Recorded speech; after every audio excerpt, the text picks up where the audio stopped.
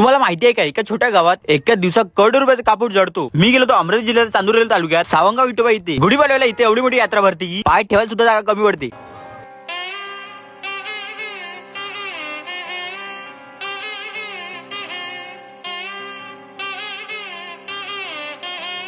माझ्या इथे फ्री मध्ये मसाला भात दिला जात होता. भक्तांसाठी आज सेवा बघून खरंच भारी वाटते. आणि मग मी गावापाशी पोहोचलो. सगळीकडे गर्दी दिसत होती. इथे फक्त मोठ्या प्रमाणात कापूर अपूर्ण करतात आणि एका दिवसात इथं करोडो रुपयाचा कापूर जडतो. पण इतका कापूर इथं का जाडतात हे रहस्य जाणून घ्यायचं असेल तर पार्ट 2 बघा. आणि इथं खूप मोठी यात्रा भरते.